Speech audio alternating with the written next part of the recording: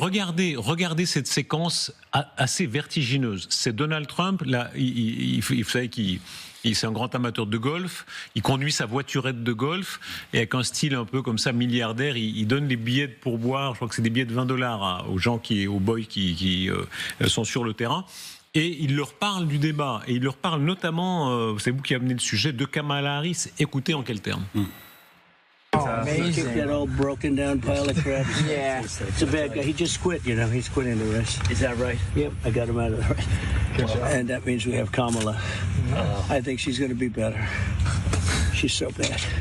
She's so pathetic. It's so amazing. It's just so fucking bad. So I just can't imagine. But can you imagine that guy dealing with Putin and the president of China, who's a fierce person? He's a fierce man. A very tough guy. Je suis convaincu de deux choses. Je suis la personne la plus qualifiée pour le battre et je sais comment faire avancer les choses. Si vous vous rendez compte que vous ne pouvez pas battre Trump, vous vous retirerez ? Si le Seigneur me le demande, je pourrais envisager de le faire.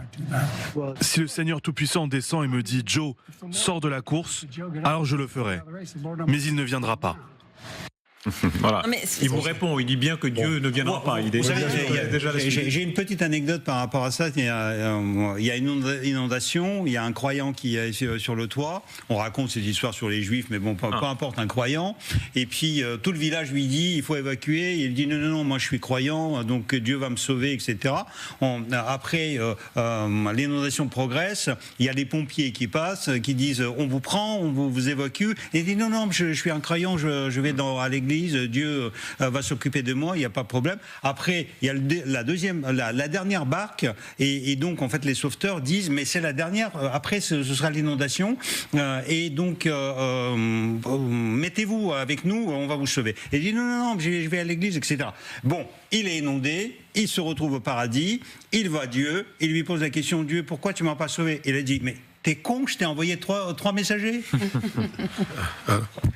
Donc ça se trouve que tous les gouverneurs et tous les démocrates qui actuellement disent à Biden il faut abandonner, ce sont les envoyés de Dieu. Alors moi je veux simplement dire en tant que républicain laïque français, même si j'ai une religion, c'est que si Dieu lui parle, ça m'inquiète encore plus, si vous voulez. Voilà, parce que les gens qui sont habités, ils vont à l'église et il y a Dieu sur leur billet. Oui, il y a Dieu sur leur billet, mais enfin s'il a la liaison en direct comme le téléphone rouge avec le Kremlin, moi ça me rassure pas du tout. Voilà.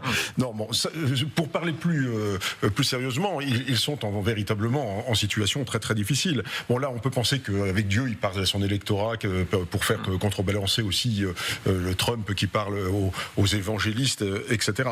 Bon, moi, ce qui me frappe surtout, c'est que aujourd'hui, il ne fait plus campagne. Il est sur la défensive permanente et il ne parle que on ne parle que de son problème cognitif. C'est-à-dire qu'aujourd'hui, on ne parle plus de l'Amérique, on ne parle plus des Américains, on ne parle plus du programme, on parle simplement de son état de santé. Et lui, il parle de son état de santé, et de son état de santé, et de son état de santé. Alors, qu'est-ce que cela changerait? Abordons ce sujet-là, puisque Trump, s'il arrive au pouvoir, encore une fois, la route est encore longue, mais pour l'instant, évidemment, tout cet épisode est plutôt bon pour Trump, mauvais pour Biden.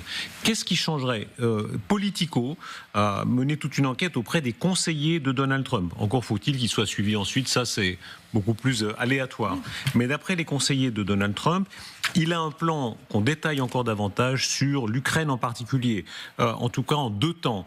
Il s'agit de faire pression sur l'Ukraine pour la forcer à aller à la table de négociation, sans quoi il y aurait plus d'armes, ou beaucoup moins d'armes qui seraient données, mais aussi faire pression sur la Russie, sans quoi les États-Unis accroîtraient leur aide militaire à l'Ukraine. Vous êtes toujours avec Nourine. Est-ce que pour vous c'est crédible? Est-ce que Trump pourrait être un acteur, disons, crédible, ou est-ce qu'au fond il se lierait tout de suite avec les Russes? Écoutez, moi je pense qu'il y a une grande différence. Il y aura une grande différence entre Trump version 2 et Trump version 1. Et Trump, quand il a été élu la première fois, c'était un surprise pour tout le monde, y compris lui. Donc, il s'était entouré, il n'était pas préparé, il s'était entouré des républicains de l'establishment, comme toujours, qui étaient des garde-fous. Cette fois, il y a quand même derrière lui toute une infrastructure autour de Heritage Foundation qui ont des programmes pour l'Ukraine, pour la politique domestique. Il a les 5000 personnes qui vont nommer à des postes clés.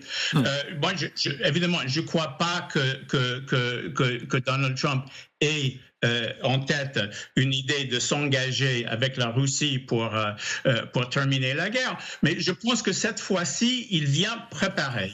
Et ça, c'est la grande différence entre Trump 2 et Trump 1. Et c'est là où il y a quand même aussi le danger existentiel pour les États-Unis. Merci beaucoup, Reed Brody. Voilà, un Américain qui a Marcel Proust dans sa bibliothèque. Regardez, il a un petit portrait de Marcel Proust au-dessus de sa tête. Merci beaucoup, Reed Brody, d'avoir été.